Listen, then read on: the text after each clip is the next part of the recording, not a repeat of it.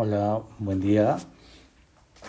En esta ocasión vamos a ver el modelo de equilibrio general en una economía de dotación con dos periodos.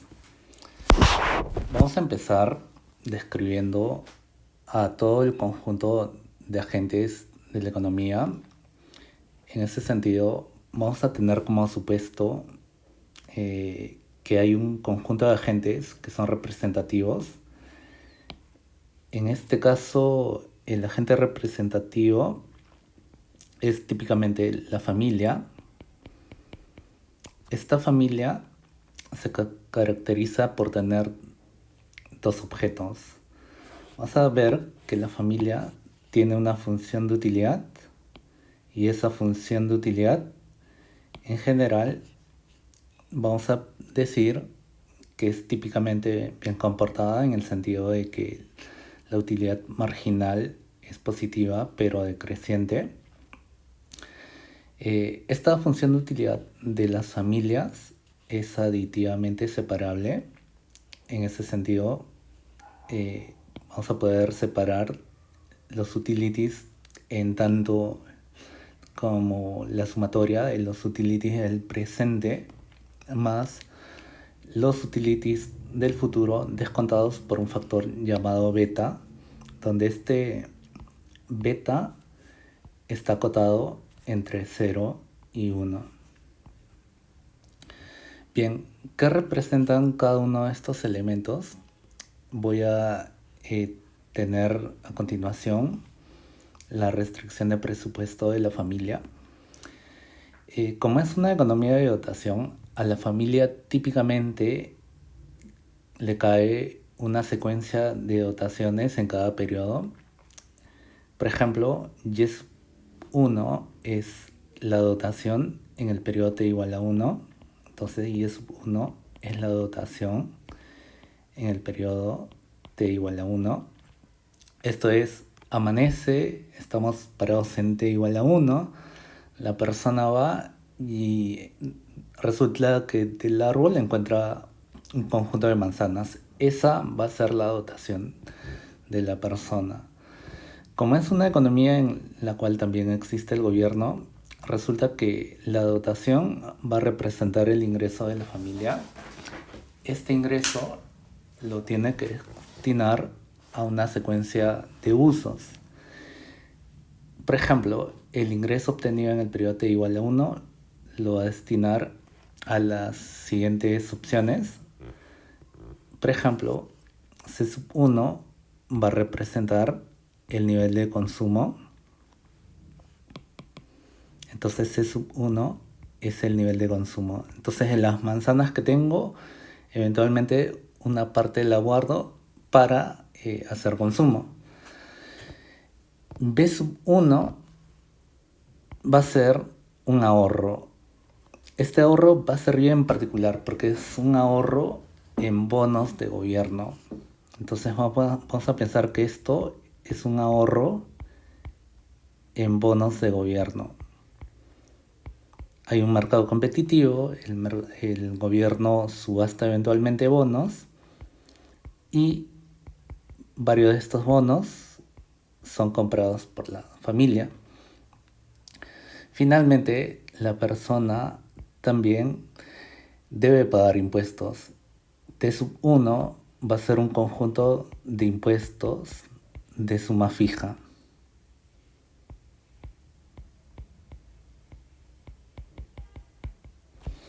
Bien, esa entonces la restricción del presupuesto en el periodo t igual a 1. Bien, esta familia tiene una restricción de presupuesto para el periodo t igual a 2. En el periodo t igual a 2, vemos qué pasa. Recibe Y sub 2. Y sub 2 es la dotación que tiene la persona o la familia representativa en el segundo periodo. Entonces Y sub 2 es la dotación en el periodo t igual a 2. Ahora, ¿qué va a pasar con la compra de bonos? La familia hizo compra de bonos de gobierno en el periodo t igual a 1. Bien, estando parados en el periodo t igual a 2, estos bonos tenían como parte del contrato el pago de un conjunto de intereses. Entonces estamos parados en el periodo t igual a 2 y lo que tiene que hacer la familia es cobrar el capital más los intereses de su inversión. En ese caso fue el nivel de bonos de sub 1. Por ejemplo, si la familia compró bonos por el valor de 100 en el periodo t igual a 1 y la tasa de interés que le ofrecía el bono de gobierno era, digamos, 10%, llega el siguiente periodo y el gobierno tiene que hacer la redención de los bonos. En ese caso, cuando era el principal era 100, la tasa de interés 10%. Entonces, el gobierno le va a pagar el principal, los 100, más los intereses. En este caso, cobraría 110. Bien, ese conjunto de ingresos, tanto la dotación como el ingreso financiero, ¿en qué lo destina la persona? Nuevamente, en el periodo t igual a 2, tiene que pagar el consumo de ese periodo. Asimismo, hay impuestos que pagar al gobierno. Tiene que pagar nuevamente los impuestos que son correspondientes al periodo t igual a 2. Entonces, con esto tenemos la descripción de lo que sería la problemática de la familia: maximizar una función de utilidad en valor presente sujeta a una restricción de presupuesto, en este caso secuencial, con 2 periodos. El gobierno, por su parte, también va a tener una restricción de presupuesto. ¿Cómo la describimos?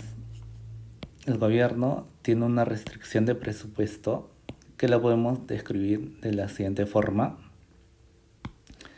Ok, entonces el gobierno va a financiar una secuencia de gasto. Esto es el gasto público. En esta economía súper sencilla, vamos a pensar simplemente que son recursos tirados al mar. No generan bienestar para la persona o tampoco aumentan la frontera de posibilidades de producción de la economía. En este caso, la dotación no va a ser más grande porque haya más gasto público.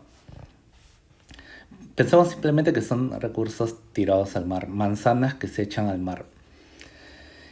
Esta secuencia de gastos de gobierno es exógena. Ahora, ¿cómo financia el gasto público este gobierno? La primera fuente de gasto viene dada por los impuestos. Y si es que el impuesto no es suficiente, el gobierno toma prestada plata. ¿Y quién es la gente que le financia? En esta economía cerrada, solamente la familia es la gente que le puede dar este conjunto de préstamos al gobierno. Entonces, esta segunda fuente de financiamiento la vamos a conocer como emisión de deuda.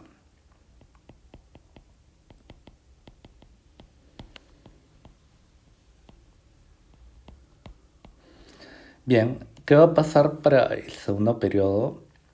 Para el segundo periodo, nuevamente el gobierno va a tener como fuente de ingresos los impuestos. Estos impuestos se destinan a pagar 2 elementos. Nuevamente, el gasto público. Y como ya no vamos a tener vida en el periodo t igual a 3, el gobierno tiene que hacer la redención de la deuda. En este caso, va a terminar pagando el capital más los intereses de la deuda. Ok, ¿por qué en este caso el gobierno no podría hacer una nueva emisión de bonos, por ejemplo, más B sub 2? Básicamente, la razón es que la persona no podría comprar nuevos bonos porque si yo sé que solamente estoy viviendo dos periodos, ¿qué sentido tiene dejar recursos para el periodo t igual a 3? Por tanto, la demanda de B sub 2 en equilibrio debería ser cero. A este objeto lo vamos a conocer como, especialmente con un nombre técnico que usan los economistas, que se llama condición de transversalidad.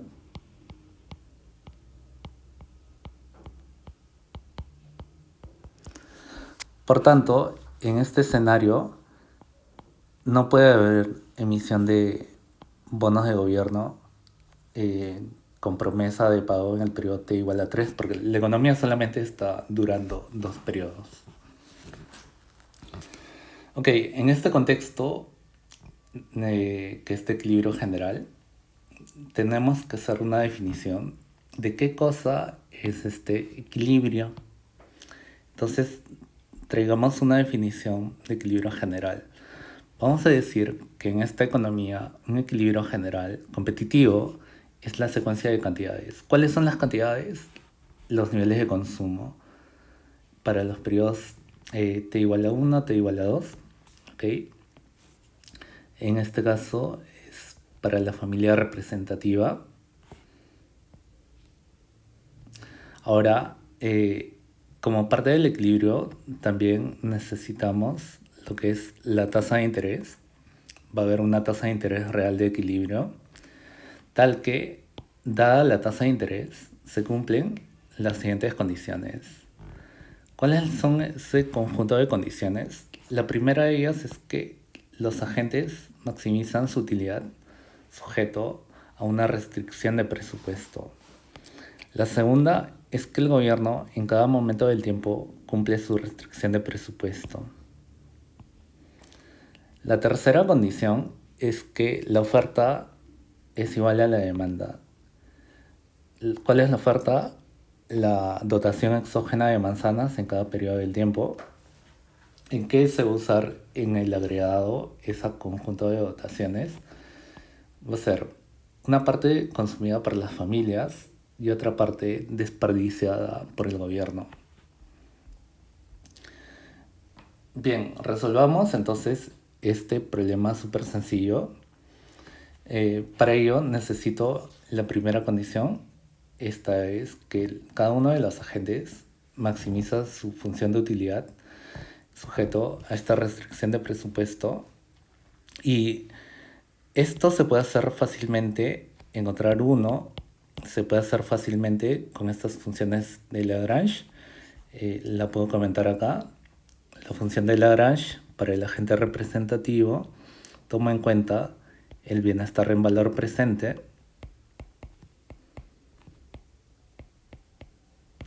y vamos a tomar en cuenta las restricciones de presupuesto a las cuales se enfrenta esta familia.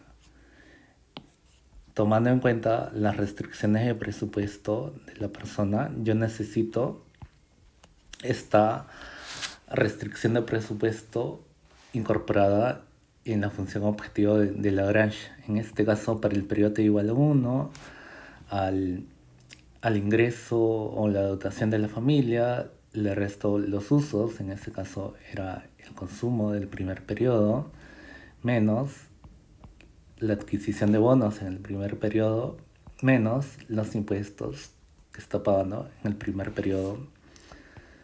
Luego incorporo el elemento que tiene que ver con la segunda restricción de presupuesto. En este caso iba a ser y sub 2 más 1 más r por b sub 1.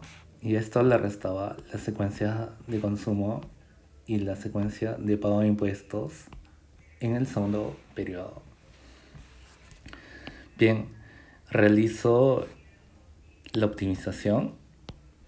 Vamos a tener derivada de Lagrangiano con respecto al nivel de consumo del primer periodo, que es la primera variable de control. Viene dada por la utilidad marginal del consumo menos lambda sub 1, y esto es igual a 0. Para el caso del segundo periodo tengo derivada de Lagrangiano con respecto al consumo del segundo periodo. Va a ser beta utilidad marginal del consumo en el segundo periodo, menos lambda sub 2, y todo esto se iguala a 0. Para lo que es el periodo t igual a 3, voy a optimizar con la tercera variable de elección. En ese caso era la adquisición de bonos de gobierno. Por ejemplo, veo dónde sale este conjunto de bonos de gobierno en el periodo t igual a 1, y vemos que está afectando básicamente al lagrangiano a través de la restricción de presupuesto tanto del primer como del segundo periodo. Al momento de hacer las derivadas, yo tengo lo siguiente: menos lambda 1 más lambda 2, todo esto multiplicado por 1 más r, y esto se iguala a 0. Entonces, evidentemente, acá ya tengo tres condiciones. Le vamos a llamar esto la ecuación 1, a este segundo elemento la ecuación 2, y este elemento la ecuación 3. Combinando las ecuaciones 1, 2 y 3, básicamente elimino los lambdas, puedo obtener los siguientes resultados. Voy a tener lo siguiente, que lambda sub 1 es igual a lambda sub 2, y todo esto multiplicado por 1 más r. Bien, resulta que lambda sub 1 es igual a la utilidad marginal del consumo en el periodo t igual a 1. Lambda sub 2 va a ser beta por la utilidad marginal del consumo en el segundo periodo. Finalmente, con esos elementos, yo ya tengo algo que los economistas conocen como la ecuación de Euler. Ese elemento es ampliamente conocido como la ecuación de Euler. Bien, ¿qué puedo hacer con esa ecuación de Euler? Va a ser súper relevante porque define el equilibrio general, en particular la primera parte, que los agentes maximizan su utilidad sujeto a la restricción de presupuesto. Bien, eso tengo que combinarla con la segunda condición. Entonces, este elemento está asociado con la primera condición de equilibrio. La segunda condición de equilibrio es que el gobierno en todo momento satisface su presupuesto. Esa condición básicamente la vamos a tener acá.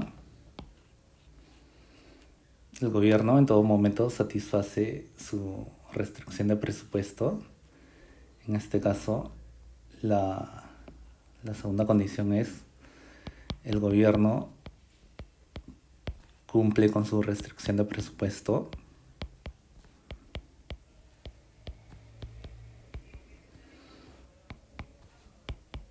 Esa condición implica lo siguiente, que básicamente en el periodo t igual a 1 voy a tener que el gasto es financiado con los impuestos más la emisión de deuda.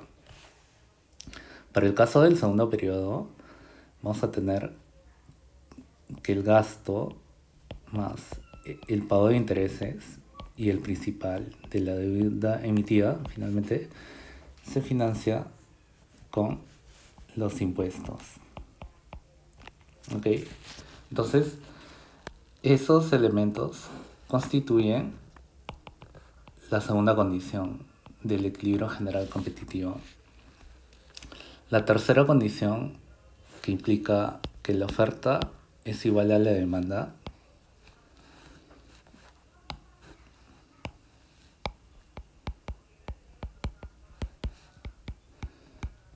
implica lo siguiente. La tercera condición, en la cual la oferta se iguala a la demanda, va a implicar que el consumo de manzanas más el gasto se iguala a la dotación total de manzanas. Lo mismo para el caso del segundo periodo. Entonces, esa va a ser, en este caso, la condición 3.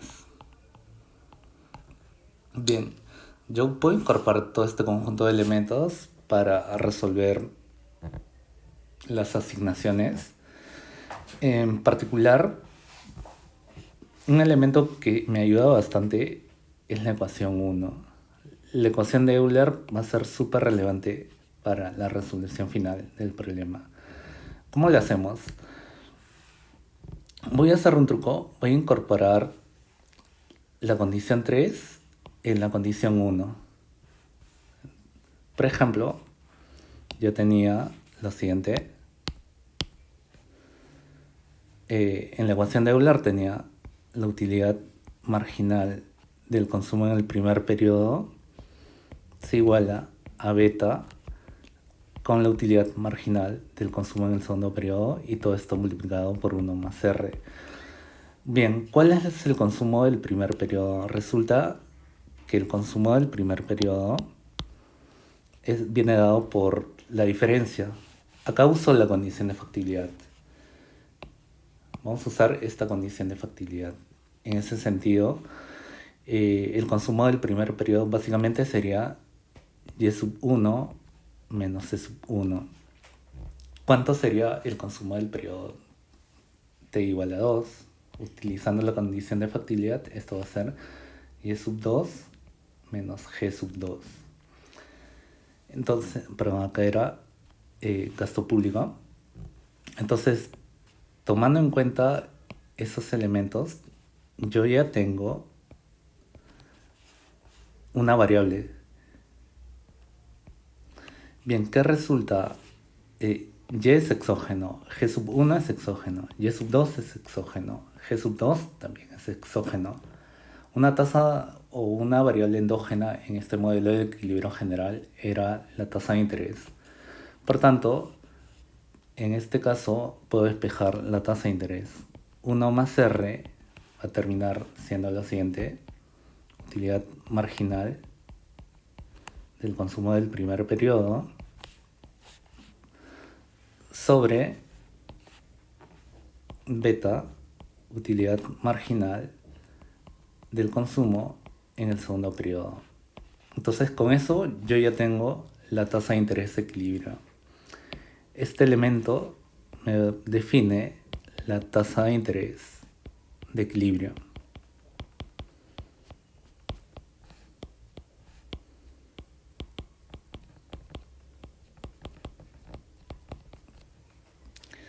Bien, ¿y cuál va a ser el consumo del primer periodo? Eso ya lo habíamos mencionado, pero básicamente es el consumo del primer periodo es igual la dotación menos lo que te quita el gobierno. El consumo del segundo periodo es la dotación menos lo que te quita el gobierno. Esa es la solución final del modelo. Este conjunto de elementos cumple con todas las condiciones que hemos descrito para la satisfacción de las condiciones de equilibrio. La pregunta es si esto satisface también la restricción de presupuesto intertemporal del gobierno. Eso lo podemos dejar como ejercicio, pero en general también va a cumplir con esa condición. Bien, ante esto surgen un conjunto de ejercicios que podemos hacer en términos de estática comparativa.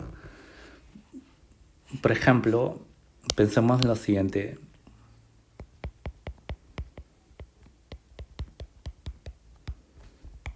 Pensemos en un primer caso que hay un aumento permanente del gasto público.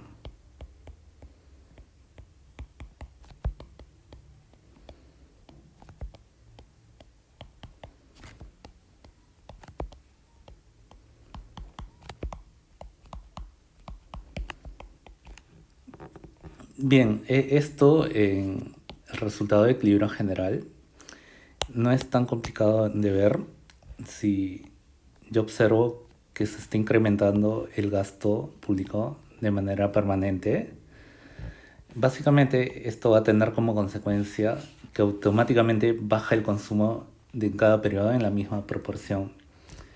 En ese sentido, lo que va a pasar es que va a bajar el consumo del primer periodo y también va a bajar el consumo del segundo periodo en esa misma cantidad o en esa misma escala.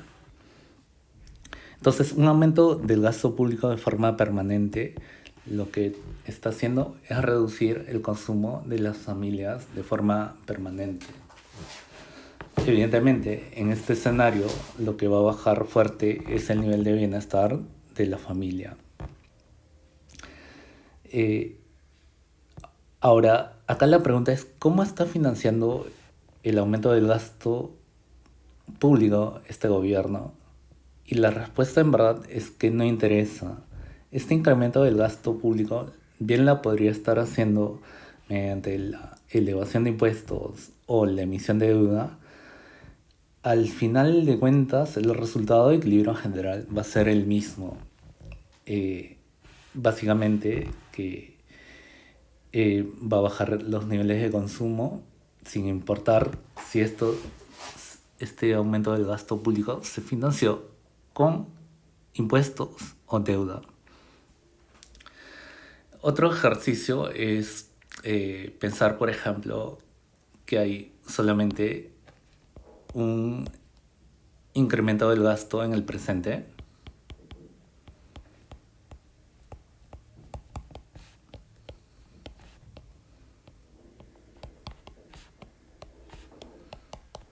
Bien, en este escenario lo que vamos a tener es lo siguiente.